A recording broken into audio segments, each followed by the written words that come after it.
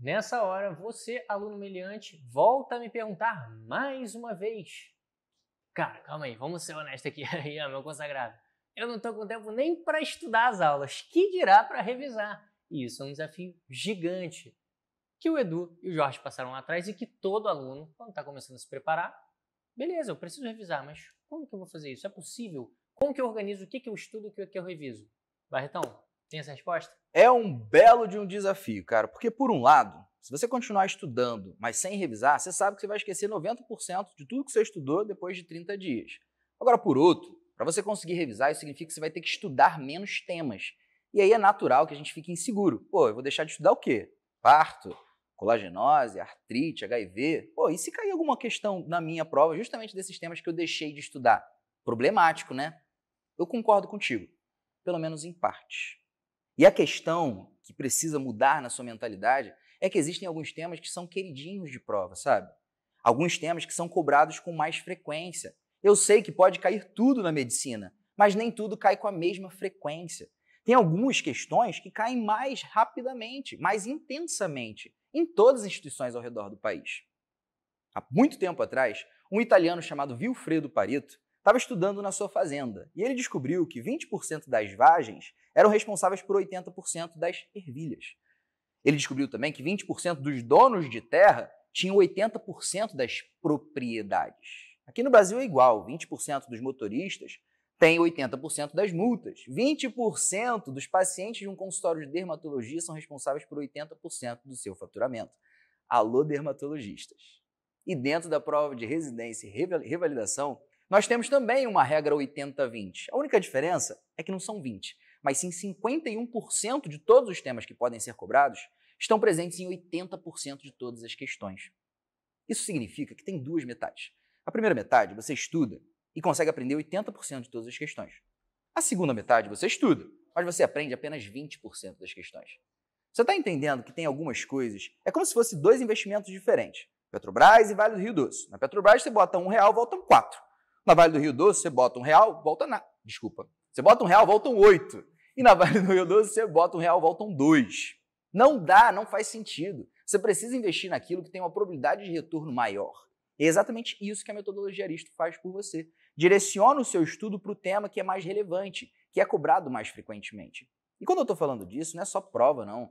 Eu, quando formei, por exemplo, estava preocupado com o meu primeiro plantão, que foi num CTI, inclusive. Yeah. E esse plantão, é claro que eu estava inseguro, comecei a estudar para me sentir um pouquinho mais confiante. E eu tinha 3 opções para estudar. Vamos ver se você vai aprender, você vai descobrir.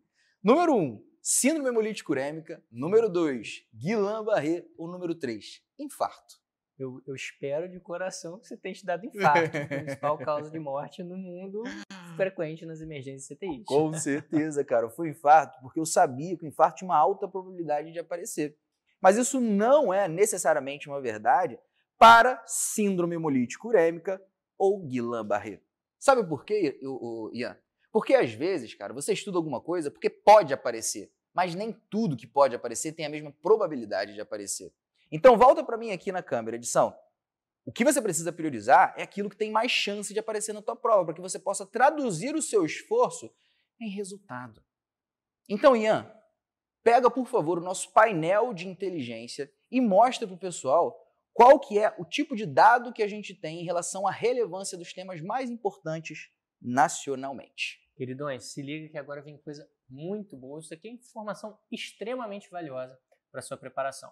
Vamos lá, quando a gente analisa mais de 100 mil questões dos últimos anos, a gente acaba fazendo um recorte mais preciso, já para falar um pouquinho de como é o nosso treinamento dos últimos 5, porque antes disso as provas são muito diferentes, em termos de perfil de temas e até de atualidade dos temas.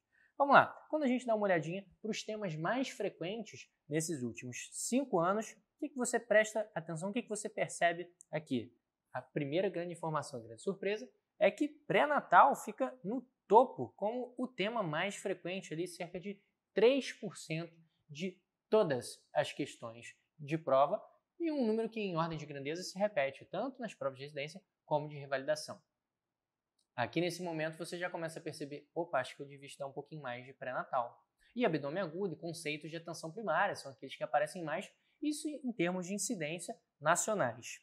Quando a gente olha alguns temas um pouquinho maiores, assim, que a gente acaba dando mais atenção na nossa formação, com razão, são muito frequentes na prática, muito importantes, como insuficiência cardíaca. Cadê aqui? Opa, 0,6% IC de todas as questões. É uma incidência ainda relevante, beleza. A cada 200 questões, mais ou menos, você vai ter ali uma sobre insuficiência cardíaca, um tema que merece sua atenção. A cada 2 provas tem uma questão, basicamente.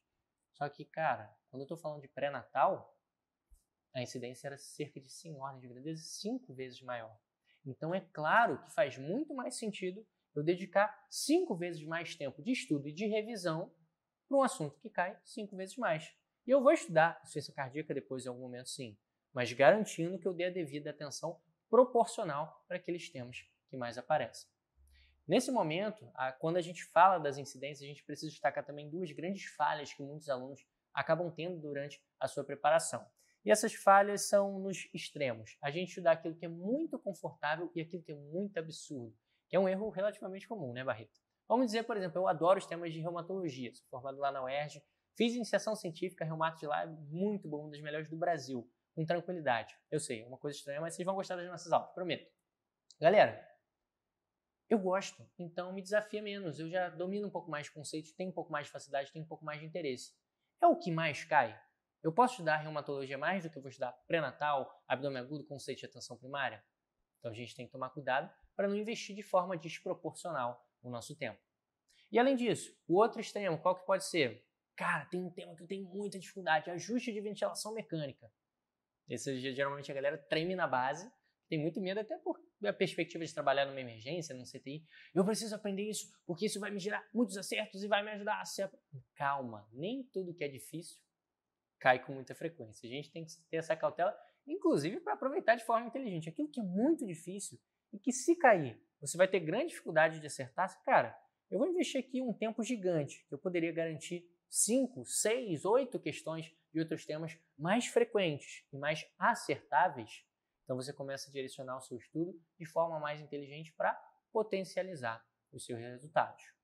E a gente consegue fazer isso analisando vários temas ao longo do ano inteiro. Quando a gente fala, por exemplo, de HIV, solta o slide aí, por favor, time. Logo aqui embaixo, de insuficiência cardíaca, ó, ali cerca de 0,6% também de todas as questões, uma incidência aí moderada, mas está longe de ser o 3% de pré-natal. Só que, cara, HIV tem um desafio a mais. Quando você vai olhar os materiais do Ministério da Saúde, cara, tem 5 fluxogramas diagnósticos e a realidade é que você tem basicamente um IT, no mínimo, quando você tenta se situar em cada um deles. E você precisa deles para acertar as questões? Não. Os conceitos que caem não são o das mais de 300 páginas do manual que a gente tem para HIV. É que é tão complexo que dá aquela dor, né? Pô, eu preciso estudar mais para me sentir seguro, porque se cair uma questão eu não vou acertar. Mas a verdade, cara, é que quando cai, cai pouco. Pré-natal cai 5 vezes mais. Então faz sentido com que você gaste 5 vezes mais tempo estudando pré-natal do que estudando HIV ou ICC.